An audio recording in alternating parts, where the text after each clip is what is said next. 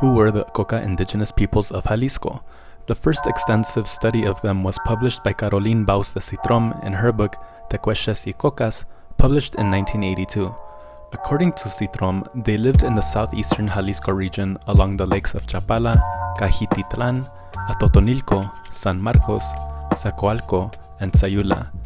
They inhabited various present-day pueblos such as Chapala, Ajijic, Atotonilco, Jocotepec, Tonalan, and my family's hometown, Mezcala. It isn't clear what they called themselves, but we know it's what the Purépechas called them, according to the Geographic Survey or Relación Geográfica for Cuitzel, written in 1579. The Purépecha communities from Cuitzel knew them as the Cochaechas. Coca was the term used to refer to the pottery objects the Cocas specialized in making. The Relación Geográfica for Poncitlán and Cuitzel, recorded in 1586, also notes that their language was known as Coca. Sadly, the Coca language has not survived to this day. There's evidence that suggests it was probably a Euro-Aztecan language. Spanish chroniclers recorded various Coca words that were reminiscent of Nahuatl. Czitrom also notes that the Cocas lived alongside many other indigenous groups who spoke different languages, such as Mazoral, Cascan, Tiam, Cochin, Nahuatl, Tamaculteca, Purépecha, Cayulteca, Capoteca, and Xilotancingo. The small pottery objects the Cocas of Jalisco made have been found along Lake Chapala.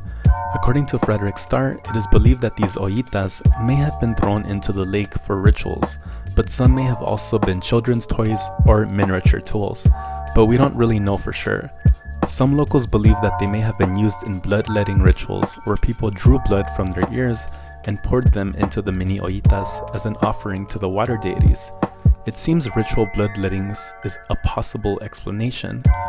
In 1540, the Franciscan chronicler Antonio Teo, who lived as a missionary in the Jalisco region, wrote that, quote, when they bathe, they throw the little jug or pot with the blood into the lake, the devil persuading them to believe that by doing so, they gain immortality. Of course, Fray Antonio Teo's bias is obvious where he states that he believed that they worship the devil. But we must remember the Franciscans in the 16th century interpreted all indigenous spiritual beliefs as devil worship. According to Teo, the Franciscans even ordered the natives of Lake Chapala to destroy statues venerating their deities. Despite Teo's Christian biases, his book Crónica Miscelánea de la Santa Provincia de Jalisco still provides valuable information on the oral histories passed down by the Cocas of Jalisco in pre-Hispanic times. For example, we learned that Lake Chapala, then known as Chapalac, was named after a chief known as Chapa, who founded the city known today as Chapala.